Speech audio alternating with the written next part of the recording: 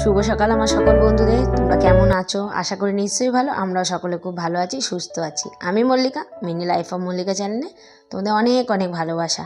সকালবেলা ফুরফুরে রোদ আর একটু হাওয়া খেতে খেতে দুজন মিলে চলে গেলাম বাজারের দিকে। বেশ ভালো লাগছিলো, কিন্তু এত সকালে যেহেতু কঠিন না, ওই কারণেই কিন্তু আজকে কিন্তু অনেকটা সকাল, তো মিঠে মিঠে রোদও গায়ে লাগছে। চলে গেলাম বাজারের দিকে। তো তোমাদের তো আগের দিনের ভিডিওতে বলেইছিলাম যে বাড়িতে একটা অনুষ্ঠান হবে, কিন্তু বলিনি কী অনুষ্ঠান হবে। হচ্ছে মেয়ের বার্থডে, বড় মেয়ের জন্মদিন, মানে 18 বছর পূর্ণ হচ্ছে, তাই আমাদের ইচ্ছা একটু বড়সড় করে করার। তো বাজারে ঢোকার আগে চলে গেলাম গঙ্গার ঘাটের দিকে।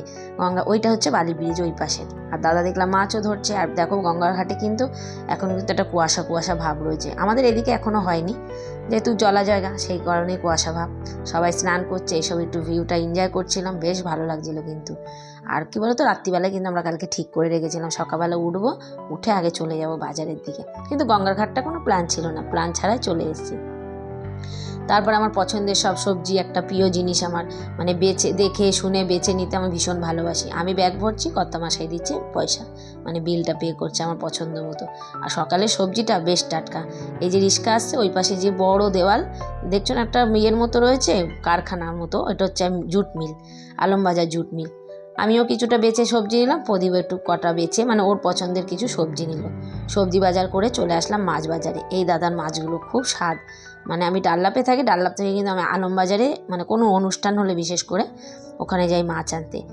বাড়িতে চলে আসলাম, তারপরে এসে টিফিনটা করতে বসে গেলাম, কারণ প্রদীপ আবার বেরাবে, ও দেরি হয়ে যাবে এই কারণে। পাউরুটি সেঁকে দিলাম, বার্গার পাউরুটি ছিল ওইটা, আর ডিম সেদ্ধ আর কলা, ব্যাস সিম্পল আজকে টিফিন ছিল। তারপরে চলে গেলাম বিছনার চাদর টাদর তুলতে। কালকে তো ওই ঘরে সব পরিষ্কার করেছি, এই ঘরের চাদরটা তোলা হয়নি। আর সত্যি কথা বলবো একটা বন্ধুরা, আমার এই চাদরটা এত ভালো লাগে না, মনে হয় কি রোজ পাতি। এই চাদরটা কেনার একটা গল্প আছে। আমি কিনতে গেছিলাম আমার নিজের একটা শাড়ি, তো চাদরটা দেখে এত পছন্দ হয়েছে, তারপর আমার শাড়ি বাদ দিয়ে আমি আমার চাদরটা নিয়ে নিয়েছি। কি ভালো করেছি না? আর আমার সাদাটা বেশি পছন্দ হয়, কিন্তু লাল চাদরটা এত সুন্দর, তোমরা ভিডিওতে যেরকম দেখছো ঠিক সেরকমই কালার, একটুও উল্টো পাল্টা না কালার। তারপরে বাজারগুলোকে ধুয়ে পরিষ্কার করে রেখে দিলাম, আর কুমড়োটা একটু রোদে দিয়ে দিলাম, কারণ রোদে না দিলে না একটু, যদিও রোদের টেস্টটা ছিল না। আর দেখো এত ধরনের মাছ নিয়ে এসেছি, একটু লোটে মাছ, তারপর বাগদা চিংড়ি মাছটা কিন্তু বেশ ভালো খেতে ছিল, একটু কাতলা মাছ, একটু ছোট চিংড়ি, তারপর মাছের মাথা, যেহেতু মেয়ে মাছের মাথা দিয়ে ডাল ভালোবাসে, মাছের মাথা দিয়ে ডাল করব।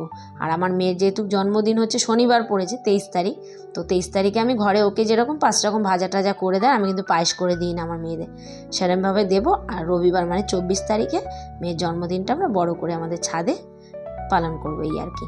তবে মাছ ধুতে গিয়ে মনে পড়লো এখানে একটা শিরা মতো থাকে, মানে চিংড়ি মাছের, ওইটাকেই ফেলে দিলাম, নাহলে ওইটা খাওয়া কিন্তু ভালো না।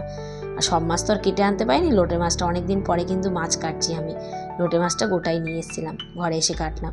ভিডিওটা তো করতে করতে আমি তাই ভাবছি যে আমি অনেক দিন পরেই কিন্তু মাছ টাছগুলো কাটছি, মানে যখন ভয়েস দিচ্ছি। তারপর যাই হোক, বিছনাপাটি তো তুলে নিয়েছি, ওইদিকে মানে বাজার টাজার ঢেলে নিয়ে তারপরে চলে আসলাম ঘরটারগুলো পরিষ্কার করে ঝাড় দিয়ে নিতে। দেখো মনে হচ্ছে না ঘর পরিষ্কার আছে, না গো, যখন ঝাড় দিই তখন মনে হয়, ভিডিওতে হয়তো অতটা বোঝা যায় না, অনেক ময়লা থাকে, ওই হাওয়া দেয় এখন আরও, এই আর কি।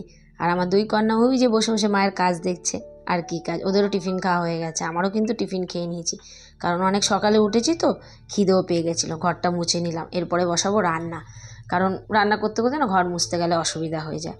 আর দেখো ব্যালকনিটা কিন্তু আমি রোজ এরকম জল দিয়ে ধুয়ে দিই। আর সিলিন্ডারের দাগটা কিছুতেই যাচ্ছে না, তোমরা কমেন্ট করে জানিয়ে তো কী করে যাবে। অনেক চেষ্টা করি বা রোজ ধুই, তাও যাচ্ছে না।